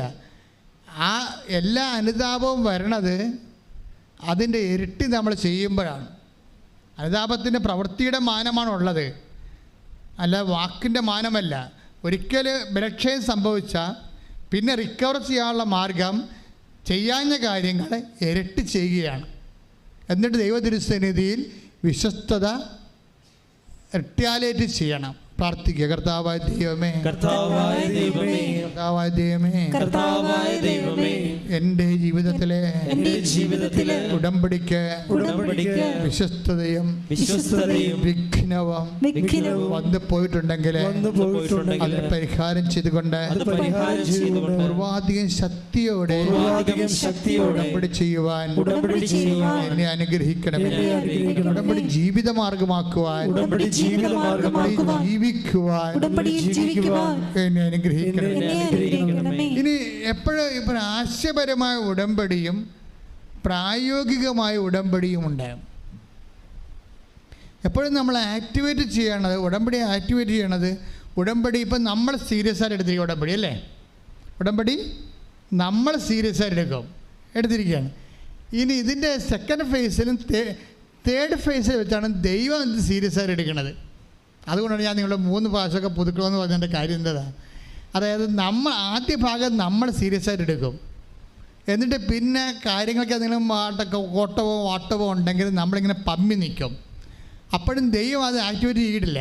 ദൈവം 3-ാമത്തെ സെക്ഷനിലാണ് ദൈവം ഉടമ്പടി സീരിയസ് ആയിട്ട് എടുക്കണത്. എന്താ കാര്യം വെച്ച് കഴിഞ്ഞാൽ അത് എസെക്കിയേൽ വായിച്ചാൽ മനസ്സിലാവും. നിങ്ങൾ എസെക്കിയേലിൻ്റെ 16:8 വായിച്ച് ശ്രുതികട്ടെ. Hallelujah, hallelujah, hallelujah, hallelujah. യേശുവേ നന്ദി. Hallelujah, hallelujah. എസെക്കിയേൽ 16-ാം അധ്യായം 8-ാമത്തെ വാക്യം. എസെക്കിയേൽ 16-ാം അധ്യായം 8-ാം വാക്യം. ഞാൻ വീണ്ടും നിന്റെ അടുക്കലൂടെ കടന്നു പോയപ്പോൾ നിന്നെ നോക്കി. വീണ്ടും നോക്കുകയാണ്. കണ്ടാ, കാണുന്നില്ലെന്ന് പറഞ്ഞ ദൈവമാണ്. നിന്റെ പ്രവർത്തികൾ പൂർണ്ണമായി നിർവഹിക്കപ്പെട്ടതായിട്ട് കാണുന്നില്ലെന്ന് പറഞ്ഞ ദൈവമാണ് പിന്നെ നിന്നെ നോക്കിയെന്ന് പറയണത്. ഇതെന്ത് സംഭവം എന്ന് വെച്ച് കഴിഞ്ഞാൽ, ഇത് 3-ാം പ്രാവശ്യമാണ് കടന്നു പോണത്. 3-ാമത്തെ ഉടമ്പടി സമയമാണിത്. കാര്യം ഉടമ്പടി ദൈവം സ്ഥിരീകരിക്കാൻ പോകുന്ന ഘട്ടമാണ്. അതിനുള്ളിൽ നിങ്ങൾ വിശ്വസ്തത കറക്റ്റ് ചെയ്യണം. എന്താ പ്രശ്നം വെച്ച് കഴിഞ്ഞാൽ, ആദ്യ പ്രാവശ്യം കടന്നു പോയപ്പോൾ ദൈവം കണ്ടത് എന്താണ്? നിൻ്റെ പൊക്കക്കൊടി മുറിച്ചിട്ടില്ല, ഉപ്പാരും പെരട്ടിയിട്ടില്ല. അപ്പോൾ ദൈവം പറയുന്നൊരു വാക്കുണ്ട്, ഭാഷേൻ്റെ തന്നെ 16:4 എടുത്ത്. നീ ജനിച്ച ദിവസം നീ ജനിച്ച ദിവസം നിന്റെ പൊക്കിൾ കൊടി മുറിച്ചിരുന്നില്ല, നിന്നെ കുളിപ്പിച്ച് ശുദ്ധി വരുത്തിയില്ല, ദേഹത്ത് ഉപ്പ് പുരട്ടുകയോ വെള്ളക്കച്ചയിൽ പൊതിയുകയോ ചെയ്തിരുന്നില്ല. ഇവയിലൊന്നെങ്കിലും ചെയ്യാൻ ആർക്കും ദയ തോന്നിയില്ല. സിറ്റുവേഷൻ ആർക്കും നമ്മളോട് ദയ തോന്നാത്തൊരു കാലം. നിന്നെ കുളിപ്പിച്ചില്ല, പൊക്കിൾക്കൊടി മുറിച്ചിരുന്നില്ല, നിന്നെ ഉപ്പ് പെരട്ടിയിരുന്നില്ല, നീ അബാൻഡൻ ചെയ്തിരിക്കണം വിജന പ്രദേശത്ത്. ആരും സഹായിക്കാനില്ലാതെ വരത്തില്ല നമുക്ക്. ഞാൻ മുമ്പ് പറഞ്ഞ പോലെ നമ്മുടെ ഫോൺ പോലും എടുക്കാത്ത സമയമില്ലേ, അതാണ്. ഈ ഒരു ടൈം ദൈവം നമ്മുടെ മുമ്പിൽ കൂടെ കടന്നു പോവുകയാണ്. ആ സമയത്ത് നമ്മൾ ഉടമ്പടി നമ്മളെടുക്കണത്. പക്ഷേ ദൈവം അപ്പോഴും അത് സ്ഥിരീകരിക്കണമെങ്കിൽ കുറച്ച് ടൈം എടുക്കും. കടന്നു പോകുമ്പോൾ ദൈവം പറഞ്ഞൊരു വാക്കുണ്ട്. എന്താ ദൈവം പറഞ്ഞിരിക്കണേ? ഞാൻ നിന്റെ അടുക്കലൂടെ ഞാൻ നിന്റെ അടുക്കലൂടെ കടന്നു പോയപ്പോൾ ഈ സിറ്റുവേഷനിലെ പൊക്കിക്കൂടി മുറിക്കാത്ത ആളില്ലാത്തപ്പോൾ, ഉപ്പ് പുരട്ടാൻ ആളില്ലാത്തപ്പോൾ, പിള്ളക്കച്ച പൊതിയാക്കാൻ ആളില്ലാത്തപ്പോൾ, ഈ സിറ്റുവേഷനിൽ നിനക്ക് ആരുമില്ലാത്തപ്പോൾ ഞാൻ നിന്റെ അടുത്തുകൂടി കടന്നുപോയി. നീ ചോരയിൽ കിടന്നുരുളുന്നത് കണ്ട് നിന്നോട് പറഞ്ഞു ജീവിക്കുക, വയലിലെ ചെടി പോലെ വളരുക. വല്ലാത്തൊരു ആശീർവാദമാണ്. അതായത് ദൈവം നമുക്ക് ആദ്യകാലങ്ങൾ നൽകുന്നത് ഈ ആശീർവാദമാണ്. സർവൈവ് ചെയ്യാൻ പറയും. ഞാൻ നിൻ്റെ പരിസരത്ത് തന്നെ ഉണ്ട്, നിന്നെ കഴുകാൻ കൊത്തിക്കൊണ്ട് പോകാതിരിക്കാൻ വേണ്ടി ഞാൻ നോക്കിക്കൊള്ളാം. പക്ഷെ നീ തന്നെ സർവൈവ് ചെയ്ത് വരണം. എങ്ങനെ സർവൈവ് ചെയ്ത് വരണം? ആസന്നമായതിനെ നിൻ്റെ ഉള്ളിൽ അവശേഷിക്കുന്നതിനെ നീ ഉജ്ജീവിപ്പിക്കണം. വെളിപാട് 3:2 അനുസരിച്ച് കൊണ്ട് നീ നീ തന്നെ സർവൈവ് ചെയ്യണം. എപ്പോഴും ദൈവം നമുക്ക് എപ്പോഴും നമ്മൾ ശ്രദ്ധിക്കണം. എന്തെങ്കിലും സംഭവിച്ച് നമുക്ക് ഈടർവായി കഴിഞ്ഞാൽ, അപ്പോൾ നിങ്ങളുടെ പള്ളിപ്പോക്കം മുടക്കി, കുടുംബ പ്രാർത്ഥന മുടക്കി, എല്ലാം മുടക്കി, എന്തോന്ന് ഉടമ്പടി എന്നൊക്കെ പറഞ്ഞുകൊണ്ടിരിക്കും. അങ്ങനെ ഇരുന്ന് മുടിഞ്ഞു പോകുകയുള്ളൂ. പക്ഷേ പ്രശ്നം വെച്ച് കഴിഞ്ഞാൽ ദൈവം എന്താ പറയണത്? നിന്നിൽ ഞാൻ കടന്നു പോവുകയാണ്, ഞാൻ നിന്നെ ബ്ലെസ് ചെയ്തിട്ടുണ്ട്, നീ നഷ്ടപ്പെട്ടു പോകാതിരിക്കാൻ വേണ്ടി ഞാൻ നിനക്ക് കാവലുണ്ട്. പക്ഷെ നീ എന്ത് ചെയ്യണം? നിന്നിൽ ആസന്ന മരണമായിരിക്കുന്നതിനെ വിശ്വസ്തതയാകാം, വിശ്വാസമാകാം, ഉടമ്പടി പ്രവർത്തികളാകാം, അതെന്ത് ചെയ്യണം? അത് നീ തന്നെ സ്വന്തമായിട്ട് സെൽഫ് സർവൈവ് ചെയ്യണമെന്നാണ്. മനസ്സിലായില്ല? ആരും കൊണ്ടുവന്ന് ചോറ് ഉരുള വായി വെച്ച് തരത്തില്ലെന്നാണ് പറയണത്. നീ തന്നെ അത് ചെയ്യണം. It is our risk. അതെപ്പോഴും നമ്മൾ ശ്രദ്ധിക്കണം. എന്താണ്? നീ തന്നെ അത് സർവൈവ് ചെയ്യണം. അതായത് ദൈവത്തിൻ്റെ ഒരു ബ്ലെസ്സിങ് നിനക്ക് തരും. ആ സംരക്ഷണത്തിൻ്റെ ഒരു ബ്ലെസ്സിങ്ങാണ്. ദൈവം എന്താ പറയണത്? വളരുക. ദൈവം വളരാൻ പറഞ്ഞാൽ പിന്നെ ആർക്കും തളർത്താൻ പറ്റത്തില്ല. അതാണ് പ്രശ്നം. ദൈവത്തിൻ്റെ ആശീർവാദത്തിൻ്റെ ഗുണം അതാണ്. വളരുക എന്ന് പറഞ്ഞാൽ പിന്നെ ആർക്കും നമ്മളെ തളർത്താൻ പറ്റത്തില്ല. വളരുക എന്താണ്? വയലിലെ ചെടി പോലെ വളരാൻ. ജീവിക്കുക. വയലിലെ ചെടിയാണ്. വയലിലെ ചെടി തന്നെ ആർക്കും കൊണ്ട് മരുന്നടിച്ച് കൊടുക്കത്തില്ല, ആരും കൊണ്ടുപോയി വളമിട്ട് കൊടുക്കത്തില്ല, ആരും അതിൻ്റെ ചുറ്റുവട്ടത്തിൽ വെള്ളം ഒഴിച്ചു കൊടുക്കത്തില്ല. ഒരു പരിചരണവുമില്ല. ആദ്യം ഒരു പരിചരണമില്ല, ബന്ധുക്കളില്ല, സ്വന്തപ്പെട്ടവരില്ല. അവിടെ നല്ല വാക്കുകളില്ലാതെ നീ വളരണം ദൈവം ആഗ്രഹിക്കുന്നു. എന്താണ്? അത് ദൈവത്തിൻ്റെ പൈതലായി നിരൂപപ്പെട്ട് വരുന്നതിൻ്റെ സൂചനയാണ്. കൈയടിച്ച് ശ്രദ്ധിക്കട്ടെ.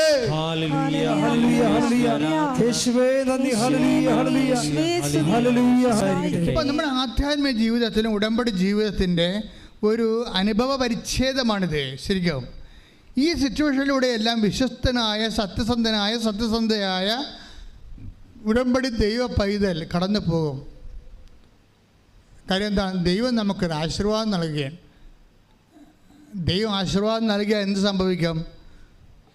ജീവിക്കുക. എന്താ പറയുക? ജീവിക്കുക എന്ന് വെച്ചതിൻ്റെ അർത്ഥം നിന്നെ ആരും കൊല്ലുകയില്ലെന്ന്. മനസ്സിലായില്ലേ? കടമോ രോഗമോ നിന്നെ കൊല്ലത്തില്ല. കാര്യം എന്താണ്? ജീവിക്കാനുള്ള ആശീർവാദം ഞാൻ നിനക്ക് തന്നിരിക്കുന്നു. കൈയടിച്ച് ശ്രദ്ധിക്കട്ടെ. എന്താണ് ഉടമ്പടി ഒന്നാം ഘട്ടം എന്ന് പറയണത്? എന്താണ് ഉടമ്പടി ഒന്നാം ഘട്ടം? എസ്.കെ 16:4 എന്താണ്? ജീവിക്കുക.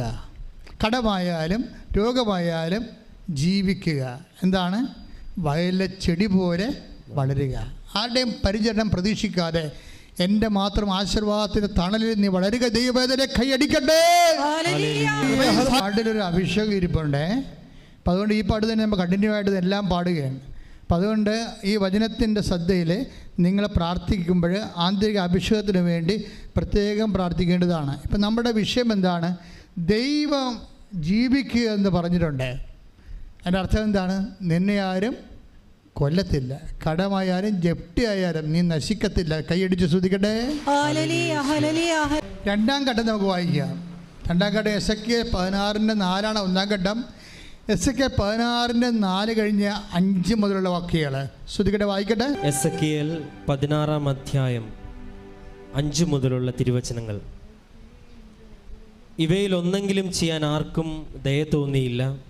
ആർക്കും നമ്മുടെ ദയ തോന്നാത്തൊരു കാലം. എന്നിട്ട് ദൈവത്തിന് മാത്രം ദയ തോന്നുന്ന ഒരു കാര്യത്തിലൂടെയാണ് ചിലപ്പോൾ നമ്മൾ കടന്നു പോകുന്നത്.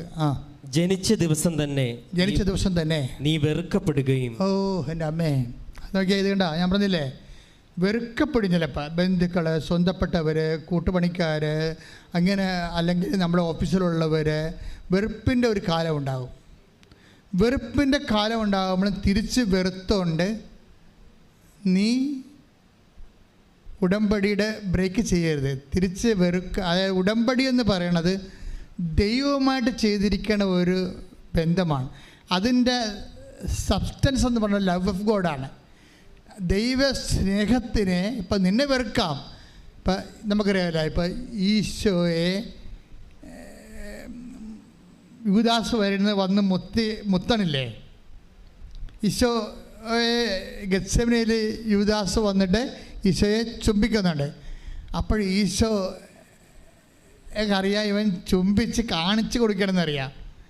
കാര്യം യോഹന്നാനും ഈശോയും ഏതാണ്ട് ഒരേ ലക്ഷണമായത് കാരണം പ്രധാന പുരോഹിതന്മാർക്കും പട്ടാളക്കാർക്കും ആളറിയാൻ പാടില്ലാത്ത കാരണം ആളെ ചൂണ്ടിക്കാണിക്കുന്ന പകരം ചുംബിച്ച് കാണിച്ചു കൊടുക്കുകയാണ്. അപ്പം അത്രയും നിഷ്ഠൂര കഠോര പ്രവർത്തനമാണ് ഇവൻ ചെയ്യണത്.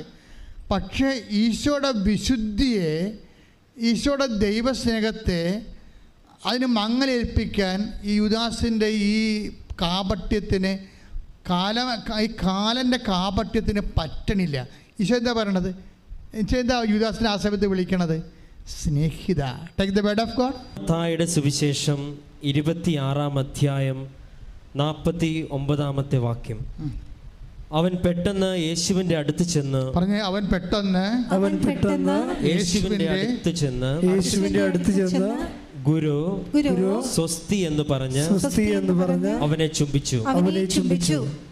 യേശു അവനോട് ചോദിച്ചു, സ്നേഹിത. ഇതാണ് സാധനം. കണ്ട, യേശു ഈ കാലനോട് ചോദിക്കണേ. യേശു അവനോട് ചോദിച്ചു. എന്താണ് പറയണത്? എടാ കാലമാടാ, നീ എന്നെ കൊല്ലാൻ വേണ്ടിയല്ലേ എന്നാണ് ചോദിച്ചത്? അല്ല, സ്നേഹിത. പക്ഷേ ഇതാണ് ട്രാൻസ്ഫിഗറേഷൻ. ഈശോയുടെ മെറ്റമോർഫിയ എന്ന് പറയും. കർത്താവ് താബോർ മലയിൽ സംഭവിച്ചതിൻ്റെ അടുത്ത സ്റ്റെപ്പാണ് ഇവിടെ നടക്കുന്നത്. ഉടമ്പടിയിൽ ഇരിക്കുന്നവർ ഒരു താബോറിലേട്ടുള്ള യാത്രയിലാണ്. അവരുടെ മനുഷ്യത്വത്തിൻ്റെ അകത്ത് ഇങ്ങനെ മെറ്റമോർഫിയ സംഭവിക്കും. ഒരു രൂപാന്തരീകരണം. തന്നെ കൊല്ലാൻ വേണ്ടി വന്ന കാലിനെ സ്നേഹിത എന്ന് വിളിച്ചുകൊണ്ട് വിശുദ്ധിയുടെ കൊടിമുറി കേഴുന്ന കർത്താവിൻ്റെ തനി താബോറാണിത്. രൂപാന്തരീകരണം സംഭവിക്കുന്നത് എന്താ കാര്യത്തിൽ വിശുദ്ധിയാണ് ഇവിടെ വരണത്. കാര്യം ഹെബ്രായ ലേഖനം എടുത്ത് വിദ്വേഷത്തിൻ്റെ വേര് ഹെബ്രായർ 12:15. ഹെബ്രായർക്ക് എഴുതിയ ലേഖനം 12-15 തിരുവചനം. ദൈവകൃപ ആർക്കും നഷ്ടപ്പെടാതിരിക്കുവാൻ ശ്രദ്ധിക്കുവിൻ. കണ്ടാ, ഈശോ വളരെ ശ്രദ്ധിക്കുന്നുണ്ട് അവിടെ. യൂദാസ് ചുംബിക്കുമ്പോഴും തൻ്റെ കൃപ നഷ്ടപ്പെട്ടു പോകാതിരിക്കാൻ വേണ്ടി ഈശോ ശ്രദ്ധിക്കുന്നുണ്ട്. മനസ്സിലായില്ല? അത് നിങ്ങൾ ശ്രദ്ധിക്കണം, ഞാനും ശ്രദ്ധിക്കണം. യൂദാസും പിലാത്തോസും ഒക്കെ നമ്മുടെ ചുറ്റും എപ്പോഴും ഉണ്ടാകും. പക്ഷേ ദൈവം ശ്രദ്ധിക്കണത് എന്താണ്? കൃപ നഷ്ടപ്പെട്ടു പോകാതിരിക്കാൻ. അപ്പോൾ അതാണ് ഹെബ്രായർ 12:15. ഒന്ന് വായിച്ചേ. ദൈവകൃപ പറഞ്ഞേ. ദൈവകൃപ ആർക്കും നഷ്ടപ്പെടാതിരിക്കുവാൻ ശ്രദ്ധിക്കുവിൻ. വിദ്വേഷത്തിന്റെ വേര് വളർന്ന് ഉപദ്രവം ചെയ്യാതിരിക്കുവാൻ സൂക്ഷിക്കുവിൻ. ഈശോ സൂക്ഷിക്കുകയാണ് വിദ്വേഷം. കാര്യം ഇവനോട് ആർക്കാലും വിദ്വേഷം തോന്നുമില്ല.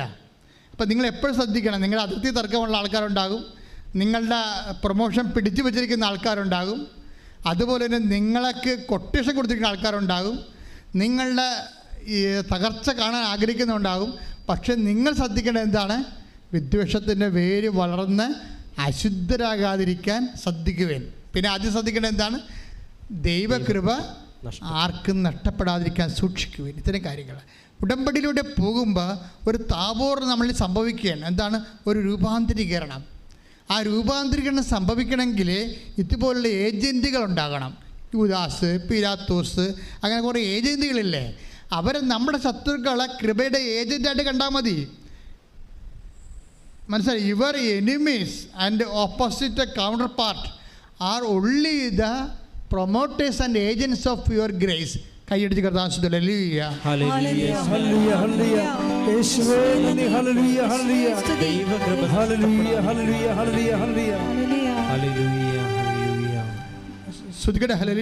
എൻ്റെ ദൈവവേദനയിലെ ഉടമ്പടിയുടെ ആത്മാവെന്ന് പറഞ്ഞാൽ എന്താണ്?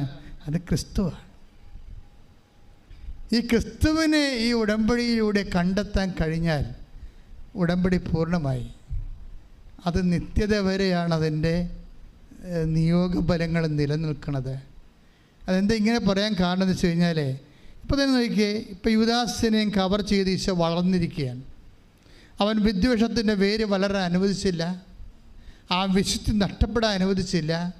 അവനെ സ്നേഹിത എന്ന് വിളിച്ചുകൊണ്ട് വീണ്ടും ഈശോ താബോറിലെ രൂപാന്തരപ്പെട്ടതുപോലെ ഇവിടെ പ്രായോഗികമായ ഒരു താബോറ, പ്രാക്ടിക്കൽ താബോറാണ് ശരിക്കും പറഞ്ഞാൽ ഈ കാൽവരി എന്ന് പറയണത്.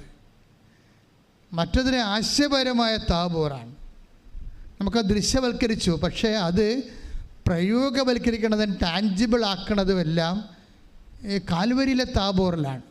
താൽവരിലെ ഈശോ ട്രാൻസ്ഫിഗറേഷൻ വല്ലാണ്ടങ്ങോട്ട് മാറുകയാണ്. എന്ന് വെച്ച് കഴിഞ്ഞാൽ അവസാനം ഈശോ ക്രൂശിക്കപ്പെട്ടു മരണത്തിൻ്റെ അവസാന നിമിഷം ഈശോ ചെയ്യുന്ന ലാസ്റ്റ് ചെയ്തുണ്ട്. എന്ത് പറയും? ഈ കൂടെ തന്നെ കൊല്ലാൻ വേണ്ടി കൂട്ടുനിന്നവരെ കൂടി സ്വർഗത്തിലേക്ക് തൻ്റെ കൂടെ കൊണ്ടുപോകാനുള്ള മാർഗങ്ങൾ അന്വേഷിക്കുന്ന ഈശോ. That is Christ. അതാണ് ക്രിസ്തു. പരിശുദ്ധ പരമ ദിവ്യകാരുണ്യത്തിന് ആരാധനയും സ്തുതിയും പുകഴ്ചയും ഉണ്ടാകട്ടെ. ഇത് വളരെ തന്ത്രപരമായിട്ട് പഠിച്ചെടുക്കേണ്ട ഒരു പാഠമാണ്. ക്രിസ്തു ഒരു ഉടമ്പടിയിലൂടെ പോവുകയാണ്. ഉടമ്പടിയുടെ വിശ്വസ്തത ബ്രേക്ക് ചെയ്യാൻ ഒത്തിരിയേറെ അവസരങ്ങൾ വന്നിട്ട് അതിനെയൊക്കെ കവർ ചെയ്തുകൊണ്ട് ഈശോ കുരിശിൽ നിൽക്കുമ്പോൾ പിതാവിൻ്റെ തിരുമനസ്സിനോട് വിശ്വസ്തത പാലിച്ചുകൊണ്ട് ഉടമ്പടിയുടെ അവസാനത്തെ നിയോഗം നിറവേറ്റാൻ വേണ്ടി വിനാഴിക മാത്രം ബാക്കി നിൽക്കുമ്പോൾ യേശുവിൻ്റെ മനസ്സിൽ വരണേ എന്താണെന്നറിയാവോ? 2 കള്ളന്മാർ മാത്രമല്ലേ ഇവിടെ ഉള്ളു. ബാക്കിയെല്ലാം അമ്മയും അപ്പോസ്തലന്മാരും ഒഴിച്ച് ബാക്കിയെല്ലാം കള്ളന്മാരാണ്. എന്താ കാര്യം? പക്ഷേ ഇവർക്ക് വേണ്ടി കൂടിയല്ല ഈശോ മരിച്ചത്. അല്ല, ഇവരെ ഒഴിവാക്കിയിട്ടല്ല ഈശോ മരിച്ചത്. ഇവരുടെ കൂടെ ആത്മരക്ഷയ്ക്ക് വേണ്ടിയാണ് ഈശോ മരിച്ചത്. അതുകൊണ്ട് ഈശോ കരയും. ശരിക്കും അവൻ ജെറുസലേം പട്ടണത്തിൽ കരഞ്ഞതുപോലെയാണ് കുരിശിൽ കിടന്ന് കരയണത്. ജെറുസലേം പട്ടണത്തിൽ കരഞ്ഞത്, ഇനി എനിക്ക് ഭൂമിയിലൊരു മനുഷ്യ അവതാരമില്ലല്ലോ അപ്പാ, ഇവർ മാനസാന്തരപ്പെട്ടില്ലെങ്കിൽ ഞാനിത്തരം കഷ്ടപ്പെട്ടത് വെറുതെ ആകുമല്ലോ അപ്പാ എന്ന്. ആ ഒരു കരച്ചിൽ നീണ്ടു പോണതാണ് കുരിശിലെ അപ്പാ എന്ന് വിളിച്ച് കരയണം. എന്താ കാര്യം? ഇവിടെ കൂടെ നിൽക്കുന്നവരെല്ലാവരും ഈശോയുടെ ഒരു മനസ്സുണ്ട്. എന്താണ്? എന്നിൽ വിശ്വസിക്കുന്ന നിങ്ങളും എൻ്റെ കൂടെ പിതാവിൻ്റെ കൂടെ 12 ഗോത്രങ്ങളെ ഭരിക്കുമെന്ന് അപ്പോസ്തലന്മാരെക്കുറിച്ച് പറഞ്ഞപ്പോൾ അപ്പോസ്തലന്മാർ മാത്രമല്ല, ഈ ഭൂമിയിലുള്ള എല്ലാ മനുഷ്യരും തൻ്റെ കൂടെ സ്വർഗസ്ഥമാകണമെന്നുള്ള ആഗ്രഹത്തിലാണ് ഈശോ ഇത്രയും കാലമെല്ലാം ജോലി ചെയ്തത്, പിതാവിൻ്റെ ജോലി ചെയ്തത്. അതുകൊണ്ടാണ് ഈശോ പറഞ്ഞത്, ഞങ്ങളെ പ്രലോഭനത്തിൽ ഉൾപ്പെടുത്തരുത്, ഇങ്ങനെ ഒരു സിറ്റുവേഷനിലേക്ക് പിലാത്തോസിനെ കൊണ്ട് എത്തിക്കരുത്, ഇങ്ങനെ ഒരു സാഹചര്യത്തിലേക്ക് യൂദാസിനെ കൊണ്ട് എത്തിക്കരുത്, ഞങ്ങളെ പ്രലോഭനത്തിൽ ഉൾപ്പെടുത്തരുത്. എന്ന് വെച്ച് കഴിഞ്ഞാൽ പാപം ചെയ്യാനുള്ള അവസരങ്ങൾ അവർക്ക് കൊടുത്താൽ അവർ പാപം ചെയ്യും. എന്നാലും അവസരം കൊടുത്താലും പാപം ചെയ്യാത്ത മനുഷ്യരായി വിശുദ്ധിയുടെ കൊടുമുടി കയറാൻ അവരെ അഭിഷേകം ചെയ്യണമേ അപ്പാ എന്ന് പറഞ്ഞുകൊണ്ട് ഇവിടെ റൈറ്റ് ഓഫ് ചെയ്യാനുള്ള സാധ്യത നോക്കും ഈശോ. പിലാത്തോസിൻ്റെ പാപങ്ങൾ, ശതാധിപൻ്റെ പാപങ്ങൾ, പട്ടാളക്കാരുടെ പാപങ്ങൾ, തന്നെ കല്ലെറിയുന്നവരുടെയും തുപ്പിയവരുടെയും പാപങ്ങൾ എല്ലാം പിതാവിനെ കൊണ്ട് മറപ്പിക്കാൻ വേണ്ടി അപ്പാ അത് മറന്ന് കളയണമെന്ന് പറയും. അപ്പാ അത് ഓർക്കരുതേ അപ്പാ എന്ന് പറയും. അതാണ് ഈശോ അവസാനം പറയുന്നത്. അതാണ് ഈശോയുടെ ഉയർച്ച. വിശുദ്ധിയിലേക്ക് ഇങ്ങനെ ഉടമ്പടിയിൽ ഉയർന്നു വരുന്ന ഈശോയെ നമുക്ക് കാണാം. ഈ വിശുദ്ധിയിലേക്ക് ഉയരുമ്പോൾ എപ്പോഴും നമ്മൾ ശ്രദ്ധിക്കേണ്ടത് രൂപാന്തരീകരണം, ഈശോ ദൈവത്വത്തിലേക്ക്, ദൈവത്തിൻ്റെ പൂർണ്ണതയിലേക്ക് മനുഷ്യത്തിൽ നിലനിൽക്കുമ്പോൾ തന്നെ ഉയർന്നു വരുന്ന ഈശോ ദൈവത്തിൻ്റെ പൂർണ്ണത കാണിക്കുകയാണ്. കുരിശിൽ കൈയടിച്ച് ശ്രദ്ധിക്കട്ടെ പറയണത് പിതാവേ. എൻ്റെ അവസാനം 23:34 യേശു പറഞ്ഞു പിതാവേ അവരോട് ക്ഷമിക്കണമേ, അവർ ചെയ്യുന്നത് എന്തെന്ന് അവർ അറിയുന്നില്ല. അവസാനത്തെ രൂപാന്തരീകരണമാണിത്. ഇതിനേക്കാൾ വലിയ ഒരു മനുഷ്യന് ദൈവത്തിലേക്കുള്ള ആ ലിങ്കിൻ്റെ ലാസ്റ്റ് പോയിന്റ് വന്ന് നിൽക്കുകയാണ്. എന്താണ്? തന്നെ കുത്തി മുറിവേൽപ്പിച്ച് തന്നെ ഒരു കുരവ് ചോരക്കട്ടയാക്കി മാറ്റിയ വ്യക്തികളോട് ആ സ്പോട്ടിൽ അവിടെ കൂടെ ആത്മരക്ഷയ്ക്ക് ഗ്യാരണ്ടി കൊടുത്തുകൊണ്ടാണ് ഈശോ ആത്മാവിനെ സമർപ്പിച്ചുകൊണ്ട് ദൈവസ്നേഹത്തിൻ്റെ ചക്രവർത്തിയായി കുരിശാകുന്ന സിംഹാസനത്തിൽ അവൻ ആധിപത്യം നൽകും. അതാണ് സ്വർഗസ്ഥനായ പിതാവിൻ്റെ ഈശോയാണ് അധികാരിയായിട്ട് വീണ്ടും വരുന്നത് നമ്മളെ വിധിക്കാൻ. അതായത് ക്രിസ്തുവിലേക്കുള്ളൊരു വളർച്ചയാണ് ഉടമ്പടിയുടെ ആത്യന്തികമായ ആത്മീയ ലക്ഷ്യമെന്ന് പറയണത്. ഞാൻ ഇത് ഇങ്ങനെ പറയാൻ കാണുമെന്ന് ചോദിച്ചു കഴിഞ്ഞാൽ, അതായത് നമ്മൾ ഉടമ്പടിയിൽ ഒത്തിരിയേറെ വിഷയങ്ങൾ നമ്മുടെ നിയോഗങ്ങൾ വെക്കുന്നുണ്ട്. അതിൻ്റെ ഫസ്റ്റ് ഫേസാണ്. സെക്കൻഡ് ഫേസിൽ വീണ്ടും നമ്മുടെ ദാരുണമായ അവസ്ഥയുടെ അരികിൽ കൂടി ദൈവം കടന്നു പോകുന്നുണ്ട്. സെക്കൻഡ് ഫേസിൽ ഉടമ്പടിയിട്ട് take the word of God. Ezekiel 16:5-6 വായിച്ചോളൂ. എസെക്കിയേൽ പ്രവാചകന്റെ പുസ്തകം 16-ാം അധ്യായം 5 മുതലുള്ള തിരുവചനങ്ങൾ. ഇവയിൽ ഒന്നെങ്കിലും ചെയ്യാൻ ആർക്കും ദയ തോന്നിയില്ല. ജനിച്ച ദിവസം തന്നെ നീ വെറുക്കപ്പെടുകയും വെളിംപ്രദേശത്ത് ഉപേക്ഷിക്കപ്പെടുകയും ചെയ്തു. അതായത് ഉടമ്പടി കാലത്ത് നമുക്കുണ്ടാകുന്ന മനുഷ്യാവസ്ഥകളുടെ ഒരു പരിച്ഛേദമാണ്. ഓക്കെ, ഞാൻ നിന്റെ അടുക്കലൂടെ കടന്നു പോയി. രണ്ടാമത്തെ വരവാണ്. ദൈവം വീണ്ടും വരുന്നു. ദൈവം നമ്മെ വിടത്തില്ലല്ലോ. ഞാൻ നിന്റെ അടുത്ത് കൂടി കടന്നുപോയി. നീ ചോരയിൽ കിടന്നുരുളുന്നത് കണ്ട് നിന്നോട് പറഞ്ഞു, ജീവിക്കുക, വയലിലെ ചെടി പോലെ വളരുക. നീ വളർന്ന് പൂർണ്ണ യൗവനം പ്രാപിച്ചു. 6 മുതലുള്ള വചനങ്ങളാണ് രണ്ടാം ഘട്ടം എന്ന് പറയുന്നത്. നീ വളർന്നു. എന്താണ്? ദൈവത്തിൻ്റെ ആശീർവാദമാണ്. ഉടമ്പടിയിൽ വളർച്ച ഉണ്ടാകും തീർച്ചയായിട്ടും. നിങ്ങളുടെ ഭൗതിക ആത്മീയ മേഖലയിൽ എന്തുണ്ടാകും? വളർച്ച ഉണ്ടാകും. എന്താ കാര്യം? ദൈവമാണ് ഉടമ്പടിയുടെ അറ്റത്ത് നിൽക്കുന്ന ആള്. ഇത് ബയലാറ്ററൽ എഗ്രിമെൻ്റാണ്, ഉഭയകക്ഷിയാണ്. ഒരു കക്ഷി മാത്രമാണ് നീ, ഒരു കക്ഷി നിൻ്റെ ദൈവമാണ്. അതുകൊണ്ട് എന്താണ്, നിനക്ക് ജോലിയിലായാലും വീട്ടിലായാലും ആത്മീയമായാലും സാമ്പത്തികമായാലും കൃപയിലായാലും വളർച്ച ഉണ്ടാകും. കാര്യം എന്താണ്?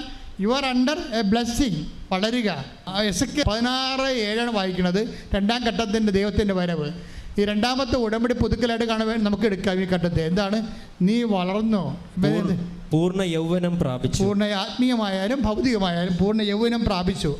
നിന്റെ മാറിടം വളർന്നു, മുടി തഴച്ചു.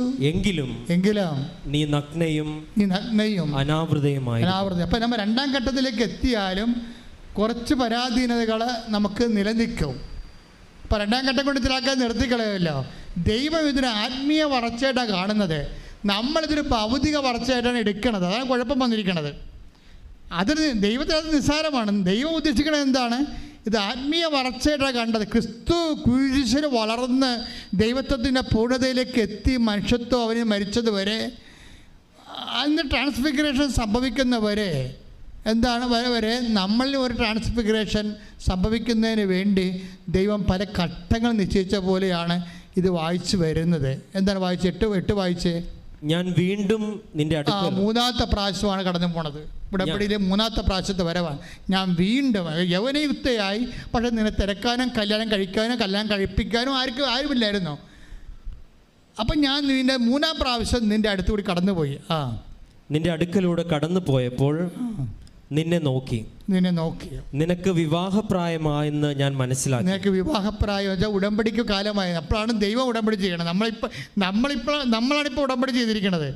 ദൈവം ഈ ഉടമ്പടി ഏറ്റെടുക്കുന്നത് 3-ാം ഘട്ടത്തിലാണ്. കാര്യം ഇത് കൃത്യമാകാതെ ദൈവം ഉടമ്പടി ഏറ്റെടുക്കത്തില്ലല്ലോ. അപ്പം എല്ലാം കൊണ്ടുവന്ന് ആടെ പ്രസവിക്കണം, പശുവിനെ വിൽക്കണം, അതൊക്കെ പശുവിൻ്റെ കുത്തിക്കയറ്റി ഇട്ടും വീട്ടിൽ പോയ പോലെ പഴി നടക്കുക.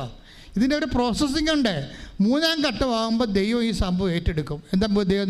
നീ ഉടമ്പടിക്ക് പക്വതയെന്ന് മനസ്സിലാക്കി, നീ യൗവനയുക്തയായി. ഉടമ്പടിക്ക് ഇപ്പോഴാണ് നീ പക്വത പ്രാപിച്ചിരിക്കണത്. അപ്പോൾ അതിൻ്റെ ഓരോ ഘട്ടങ്ങൾ വായിച്ചാൽ മതി. അപ്പോൾ എന്താ ചെയ്യണം? അപ്പോൾ സംഭവിക്കണത്, എൻ്റെ മേലങ്കി കൊണ്ട് നിന്റെ നഗ്നത ഞാൻ മറച്ചു. എൻ്റെ മേലങ്കി കൊണ്ട് നിന്റെ നഗ്നത, അപ്പം എൻ്റെ മേലങ്കി കൊണ്ട് നഗ്നത ഞാൻ മറച്ചു. ഞാൻ നിന്നോട് സ്നേഹവാഗ്ദാനത്തോടെ ഒരു ഉടമ്പടി. വാഗ്ദാനങ്ങൾ ഇവിടെ വരണത്. ദൈവം ഇനി വാഗ്ദാനം ഇങ്ങോട്ട് തരണം ഇവിടെ വെച്ചാണ്. ഞാൻ നിന്നോട് സ്നേഹവാഗ്ദാനത്തോടെ എന്ത് ചെയ്ത്? ഒരു ഉടമ്പടി ചെയ്തു. നേരത്തെ നമ്മളെ ഉടമ്പടി ചെയ്തിരിക്കണത്. ഇപ്പം ദൈവം അത് സ്ഥിരീകരിച്ചുകൊണ്ടാണ്.